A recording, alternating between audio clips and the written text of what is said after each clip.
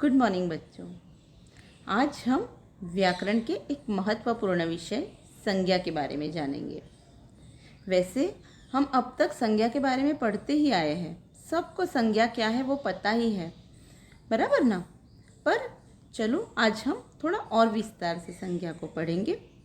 संज्ञा संज्ञा यानी क्या? बराबर, संज्ञा यानी नाम। इस सृष्टि में, हमारे आसपास के वातावरण में हम जो भी कोई चीज़ें देखते हैं उन्हें हम किसी न किसी नाम से पहचानते हैं, है कि नहीं? जैसे कि पेड़, पंछी, टेबल, कुर्सी, कमरा, ठीक है ना। सबके अपने अपने एक नाम होते हैं। हरिता, वरदा, है ना। वैसे अपने अपने सबके नाम होते हैं। जैसे ही बालक का जन्म होता है वैसे उसका नाम रख दिया जाता है कि सब लोग उससे पहचान सके अपने नाम से। तो नाम यानी संज्ञा, और संज्ञा यानी नाम। हर एक चीज़ के नाम को हम संज्ञा ही कहेंगे। पर संज्ञा को कुछ ऐसे विभाजित किया गया है उसके भेदों में, बराबर। उसको ज़्यादा समझने के लिए संज्ञा के कुछ भेद बनाए गए हैं जिसे अब हम विस्तार से देखेंगे। तो आओ पहले हम संज्ञा की व्याख्या देख लेते हैं। संज्ञा संज्ञा यानी किसी न किसी जाति, द्रव्य, भाव, व्यक्ति, स्थान और क्रिया आदि के नाम को संज्ञा कहते हैं। जैसे मैंने आपको बताया कि हर एक चीज़ के नाम को संज्ञा कहते हैं, हर एक इंसान के, हर एक प्राणी के नाम को संज्ञा कहते हैं। तो जिसे हम अगर उसकी व्याख्या बनाएं तो हम क्या लिखेंगे? जाति, द्रव्य, भाव, व्यक्ति, स्थान और क्रिया आदि के नाम को हम संज्ञा कहेंगे। यानी ये सब नाम संज्ञा में समाविष्ट हो जाएंगे, ठीक है। जैसे कि पशु एक जाति का नाम है। पशु बोलने से पूरी पशु जाति उसमें समाविष्ट हो जाती है, इसलिए उसे जाति का नाम कहा गया है। सुंदरता एक गुण है ना, तो वो गुण का नाम है, इसलिए सुंदरता को भी संज्ञा कहा है। व्यथा एक भाव है। सुखी, दुखी, खुश, नाखुश, ये सब एक व्यथा है, मन की भावना है, तो वो भावनाओं को भी संज्ञा कहा गया है। मोहन तो हम सबका नाम है, वैसे मोहन भी एक व्यक्ति का नाम होता है, तो वो भी एक संज्ञा है। दिल्ली दिल्ली एक स्थान का नाम है, जैसे सूरत, वडोदरा, अहमदाबाद।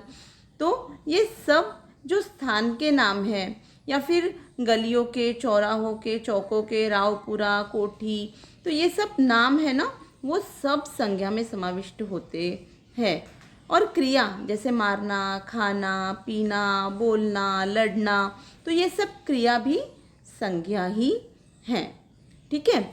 तो सबसे पहले हम संज्ञा के भेद में मुख्य 3 भेद जानेंगे, ठीक है।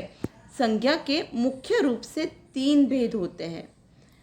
व्यक्तिवाचक संज्ञा यानी प्रॉपर नाउन, जातिवाचक संज्ञा यानी कॉमन नाउन, और भाववाचक संज्ञा यानी एब्स्ट्रैक्ट नाउन, ठीक है। इंग्लिश में आप लोगों को तो सब पता ही है, हिंदी में भी पता होगा, पर फिर भी हमें संज्ञा के ये 3 भेद अच्छे से याद होने चाहिए। व्यक्तिवाचक संज्ञा, जातिवाचक संज्ञा और भाववाचक संज्ञा, ठीक है। पर वैसे तो संज्ञा के 5 भेद होते हैं। वो कैसे होते हैं? तो जातिवाचक में से उसके 2 अन्य भेद दिए गए हैं, जैसे कि द्रव्यवाचक संज्ञा और समूहवाचक संज्ञा, ठीक है। तो वैसे संज्ञा के टोटल 5 भेद, कुल मिला के 5 भेद है। कौन से? व्यक्तिवाचक संज्ञा, जातिवाचक संज्ञा, भाववाचक संज्ञा, द्रव्यवाचक संज्ञा और समूहवाचक संज्ञा, ठीक है। तो ये 5 भेद हमें पता होने चाहिए। तो सृष्टि के हर एक नाम को हम इन्हीं भेदों में डिवाइड करेंगे, इन्हीं भेदों में हम उनको रख के हम समझ पाएंगे कि संज्ञा के ये भेद क्या है, ठीक है। तो चलो एक के बाद एक हम सब भेद जान लेते हैं। पहला है व्यक्तिवाचक संज्ञा। तो नाम से ही पता चल जाता है, व्यक्ति यानी खुद का अपना किसी का नाम हो तो वो होगी व्यक्तिवाचक संज्ञा। तो उसकी अगर हम व्याख्या कहें तो जिस शब्द से किसी विशेष व्यक्ति, वस्तु या स्थान के नाम का बोध हो उसे व्यक्तिवाचक संज्ञा कहते हैं। बराबर, यानी हर एक चीज़ का अपना खुद का नाम हो, इसे हम व्यक्तिवाचक संज्ञा कहेंगे। तो उसमें किन किन चीज़ों का समावेश होता है? व्यक्ति के नाम का, वस्तु के नाम का, स्थान के नाम का, दिशाओं के नाम का। जैसे कि अगर हम देखें व्यक्ति के नाम में, जैसे रवीना, सोनिया गांधी, श्याम, हरी, सुरेश, सचिन, आपका नाम, मेरा नाम, सब के नाम इसमें समाविष्ट हो जाएंगे।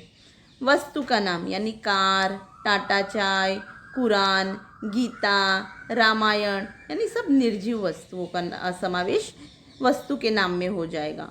फिर स्थान के नाम यानी ताजमहल, कुतुब मीनार, जयपुर, वडोदरा, सूरत, दिल्ली, ठीक है, ये सब स्थान के नाम में आएंगे।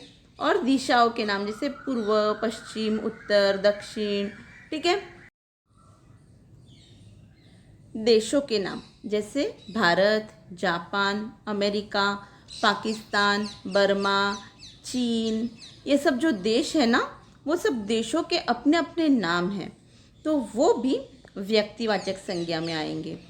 राष्ट्रीय जातियों के नाम जैसे कि भारतीय, रूसी, अमेरिकी, चीनी, जापानी, ये सब जाति है जो राष्ट्र की जातियां हैं अपनी खुद की, तो वो भी व्यक्तिवाचक संज्ञा में ही आएंगी। समुद्रों के नाम काला सागर, भूमध्य सागर, हिंद महासागर, प्रशांत महासागर, तो ये सब महासागर के नाम यानी समुद्रों के नाम भी व्यक्तिवाचक संज्ञा में ही हम लिखेंगे।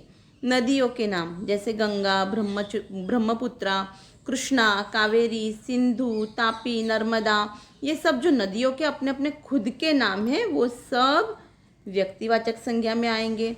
पर्वतों के नाम जैसे कि हिमालय, विंध्याचल, अलकनंदा, कराकोरम, तो ऐसे पर्वतों के नाम भी व्यक्तिवाचक संज्ञा में ही समाविष्ट होंगे। नगरों और चौकों और सड़कों के नाम जैसे कि वाराणसी, गया, चांदनी चौक, हरिश्चंद्र रोड, अशोक मार्ग, रावपुरा, फिर मांजलपुर, तो ये सब नगरों के, चौकों के, सड़कों के जो भी कोई नाम है वो सब व्यक्तिवाचक संज्ञा में समाविष्ट होंगे। पुस्तकों के तथा समाचार पत्रकों के नाम जैसे कि रामचरितमानस, ऋग्वेद, धर्मयुग, इंडियन नेशन, आर्यावर्त, संदेश, गुजरात मित्र, ये सब जो नाम है ना, वो सब समाचार पत्र या पुस्तकों के नाम भी व्यक्तिवाचक संज्ञा ही कहलाएंगे। ऐतिहासिक युद्धों और घटनाओं के नाम पानीपत की लड़ाई, सिपाही विद्रोह, अक्टूबर क्रांति, तो ये सब जो ऐतिहासिक युद्धों के और घटनाओं के नाम हैं वो भी व्यक्तिवाचक संज्ञा ही है।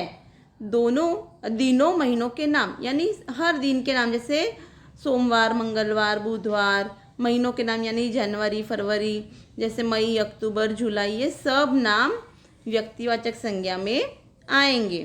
त्योहारों और उत्सवों के नाम जैसे होली, दिवाली, रक्षाबंधन, विजयादशमी, गणेश चतुर्थी, तो ये सब नाम व्यक्तिवाचक संज्ञा में आएंगे। तो हम लोगों ने व्यक्तिवाचक संज्ञा समझ लिया कि उसमें किन किन प्रकार के नामों का समावेश होता है। तो चलो अब हम देखते हैं जातिवाचक संज्ञा। तो हम अगर यहाँ पे देखें तो जातिवाचक संज्ञा में जो जाति है वही हमें समझा देती है कि यहाँ पे किन किन नामों का समावेश होगा। जिसमें पूरी जाति का समावेश हो रहा हो वैसे सब नाम जातिवाचक संज्ञा में आएंगे। जैसे कि हम उसकी व्याख्या देखते हैं तो जिस शब्द से एक जाति के सभी प्राणियों अथवा वस्तुओं का बोध हो उससे जातिवाचक संज्ञा कहते हैं।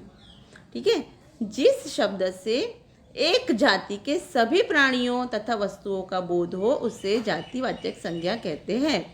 जैसे कि बच्चा, ये नाम सुनते ही हमारे आँख के सामने सब छोटे छोटे बच्चे आ जाएंगे। ठीक है, तो बच्चा शब्द एक जाति दर्शाता है। जानवर, तो जानवर अगर नाम हम सुनते ही हमारे आँखों के सामने सब एनिमल, सब जानवर आ जाएंगे। गाय, घोड़ा, बकरी, भैंस सब आ जाएंगे। नदी, तो सब नदियाँ आ जाएंगी। अध्यापक, यानी इस विश्व में जितने भी अध्यापक हैं वो सभी। बाजार, यानी उसमें सब बाज़ारों का समावेश हो जाएगा। गली, पहाड़, खिड़की, स्कूटर आदि शब्द एक ही प्रकार प्राणी, वस्तु और स्थान का बोध कराते हैं, यानी एक ही प्रकार के प्राणी का, वस्तु का और स्थान का बोध कराते हैं। ऐसे सभी शब्द जातिवाचक संज्ञा कहलाएंगे। लड़का, तो लड़का में रमेश, सुरेश, परेश सब लड़के आ गए। पशु पक्षियों, यानी उसमें तोता, मैना, चिड़िया सब पशु पक्षियों का, पशु यानी गाय, घोड़ा, बकरी सब का समावेश उसमें हो जाएगा। वस्तु, यानी हमारे आसपास की सभी वस्तुओं का समावेश वस्तु में हो जाएगा। नदी, यानी ब्रह्मपुत्रा, तापी, नर्मदा, कावेरी, गंगा सब नदियाँ उसमें समाविष्ट हो जाएंगी। मनुष्य, यानी हर एक मनुष्य इसमें समाविष्ट हो जाएगा। पहाड़, यानी दुनिया के सब पहाड़ों का समावेश इसमें हो जाएगा। यानी ये सभी शब्द जातियाँ दर्शाते हैं। ठीक है, अपनी अपनी जाति बताते हैं। तो लड़का से देखें तो राजेश, सतीश, दिनेश आदि सभी लड़कों का बोध होता है। पशु पक्षियों से देखें तो गाय, घोड़ा, कुत्ता आदि सभी जाति का बोध होता है। वस्तु से देखें तो मकान, कुर्सी, पुस्तक, कलम आदि का बोध होता है। नदी से देखें तो गंगा, यमुना, कावेरी आदि सभी नदियों का बोध होता है। मनुष्य कहने से संसार की मनुष्य जाति का बोध होता है। और पहाड़ कहने से सभी पहाड़ों का बोध होता है। ठीक है ना, जैसे कि मैंने आपको अभी समझाया। तो ये हो गया जातिवाचक संज्ञा। अब देखते हैं द्रव्यवाचक संज्ञा। तो इसमें भी जैसे कि हमने देखा, उसके नाम में ही उसका रहस्य छुपा है। द्रव्य यानी ऐसी कोई चीज़ जिसे हम नाप तोल सकते हैं, जैसे कि तेल हुआ, घी हुआ, पेट्रोल हुआ। ठीक है, तो हम उसे अब अच्छे से देखते हैं, उसकी व्याख्या पहले जान लेते हैं कि द्रव्यवाचक संज्ञा यानी क्या। जिस संज्ञा शब्द से नाप तौल वाली वस्तुओं का बोध होता है उसे द्रव्यवाचक संज्ञा कहते हैं। ठीक है, द्रव्य यानी जिसे हम नाप सकते हैं, तोल सकते हैं, ग्राम में, किलोग्राम में, लीटर में। ठीक है, वो सभी चीज़ क्या कहलाएगी? द्रव्यवाचक संज्ञा कहलाएगी। जैसे कि चांदी, देखो हम तोला में, ठीक है, चांदी, मिट्टी, पेट्रोल, धन, तेल, गेहूँ, चावल, सोना, घी। ठीक है, ये सभी चीज़ें, शक्कर, तो ये सब चीज़ें द्रव्यवाचक संज्ञा में समाविष्ट होंगी। तो उसके उदाहरण कुछ इस तरह से दिए गए हैं कि सोना कीमती धातु है, लोहा लोहे को काटता है, गुब्बारे में गैस भरी हुई है, जय बाजार से सब्जी लाया, मथुरा के पेड़े स्वादिष्ट होते हैं, अनिल रोज दूध पीता है, गाय का घी सेहत के लिए अच्छा होता है। तो जो हरे रंग से शब्द लिखे हुए हैं, जैसे कि सोना, लोहा, गैस, सब्जी, पेड़े, दूध, घी आदि से हमें ऐसी वस्तुओं का बोध होता है जिसका हम वज़न कर सकते हैं, ऐसे शब्दों का समावेश द्रव्यवाचक संज्ञा में होता है। इन शॉर्ट, मतलब हमें टूक में इतना ही याद रखना है कि ऐसी सब चीज़ें जिसे हम नाप तौल सकते हैं वो द्रव्यवाचक संज्ञाएं हैं। ठीक है, अब समूहवाचक संज्ञा। तो समूहवाचक संज्ञा, तो इसमें भी आप देखोगे कि नाम में ही उसका रहस्य है। समूहवाचक संज्ञा, समूह यानी दल, जिसमें एक से अधिक चीज़ों का, वस्तुओं का, प्राणियों का समावेश होता हो, उसे हम समूह कहेंगे। ठीक है, तो समूहवाचक संज्ञा की व्याख्या देखेंगे कि जिन संज्ञा शब्दों से व्यक्ति अथवा वस्तु के समूह का बोध होता हो, उन्हें समूहवाचक संज्ञा कहेंगे। ठीक है ना। तो जिसमें समूह आता है उसे हम समूहवाचक संज्ञा कहेंगे। जैसे कि चाबी का गुच्छा, तो गुच्छा शब्द एक चाबी को निर्देशित नहीं करता। गुच्छे में ढेर सारी चाबियाँ, एक से अधिक चाबियाँ होती है।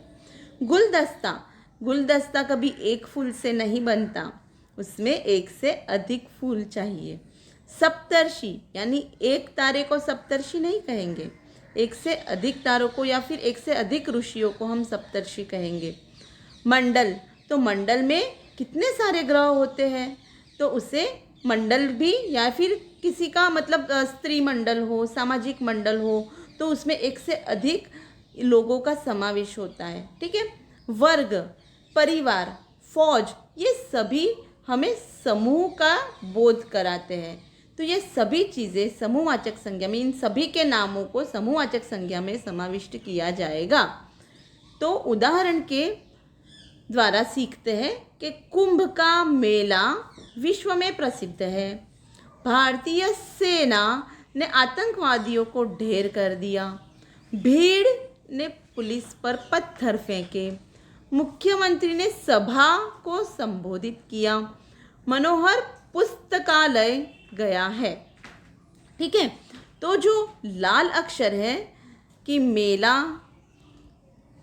सोना, भीड़, सभा, पुस्तकालय आदि शब्दों से हमें किसी व्यक्ति अथवा समूह, वस्तु के समूह का बोध होता है, जिसे हम समूहवाचक संज्ञा कहेंगे। ठीक है ना। जैसे मेले में कोई एक इंसान नहीं होता, मेला बहुत सारे इंसानों से बनता है। सेना में एक जवान नहीं होता, उसमें संख्याबंद ढेर सारे जवान होते हैं। भीड़ एक इंसान से नहीं होती, समूह से होती है। सभा में सामूहिक लोग, बहुत सारे लोग समाविष्ट होते हैं। पुस्तकालय में एक पुस्तक नहीं होता, ढेर सारे पुस्तकें होते हैं। ठीक है। तो ये हो गया समूहवाचक संज्ञा। अब हम सीखेंगे भाववाचक संज्ञा। तो भाववाचक संज्ञा, तो इसमें भी आप लोग पहले नाम ध्यान से पढ़ो। कौन सी संज्ञा है? भाववाचक संज्ञा, यानी हमारे मन की भावनाएं, जो हम उसको भी नाम देते हैं कि भाई कुछ तो कहते हैं, आज मैं बहुत खुश हूँ, आज मैं बहुत दुखी हूँ। ठीक है ना। उत्साह, ये सब क्या है? भावना है मन की। तो वो भावनाएं, साथ में इंसान के गुण, दोष, अच्छाई, बुराई, दोष, है ना, ये सब गुण और दोष, धर्म, दशा, स्वभाव, ये सब का बोध भाववाचक संज्ञा में होता है। तो इसकी व्याख्या अगर देखी जाए तो जिस संज्ञा शब्द से किसी पदार्थ के गुण, दोष, धर्म, दशा, स्वभाव आदि का बोध हो, उसे भाववाचक संज्ञा कहते हैं। जैसे कि जवानी, मानवता, चतुराई, लंबाई, मिठास, मित्रता। ठीक है। तो भाववाचक संज्ञा में संज्ञा के रूप थोड़े से अलग हो गए। जवान नहीं, जवानी, मानव नहीं, मानवता, चतुर नहीं, चतुराई, लंबा नहीं, लंबाई, मीठा नहीं, मिठास, और मित्र नहीं, मित्रता। ठीक है। तो भाववाचक संज्ञा में कुछ इस प्रकार के शब्दों का समावेश होता है। तो अगर हम उदाहरण से देखें कि संज्ञा बच्चा है, तो इस संज्ञा को अगर हमें भाववाचक संज्ञा में परिवर्तित करेंगे तो बच्चा का बचपन हो जाएगा, शैतान का शैतानी, और मानव का मानवता। ठीक है। तो भाववाचक संज्ञा संज्ञा से, सर्वनाम से, विशेषण से और क्रिया से बनती है। ठीक है। उसका मूल रूप नहीं पर उसका दूसरा रूप, जैसे बच्चा नहीं पर बचपन, तो ये भाववाचक संज्ञा बन जाएगा। अपना कहेंगे तो वो सर्वनाम कहलाएगा, पर अपनापन कहेंगे तो वो भाववाचक संज्ञा बन जाएगा। पराया से परायापन, निज से निजत्व। अगर विशेषण के रूपों से देखें तो अच्छा से अच्छाई, नीच से नीचता, बड़ा से बड़प्पन। क्रिया से देखें तो दौड़ना से दौड़, धोना से धुलाई और पढ़ना से पढ़ाई। ठीक है ना। तो ये सब उदाहरण इसमें समाविष्ट हो जाएंगे। तो यहाँ पे हम संज्ञा को विराम देते हैं। ये पीपीटी बार बार देखो और संज्ञा का पुनरावर्तन करो और आपके आसपास की सभी चीज़ों का निरीक्षण करो और उसकी योग्य संज्ञा के भेद में उसे आप लिखो, जिससे आपको संज्ञा और अच्छे से आ जाएगा। ठीक है बेटा। तो गुड डे, बाय।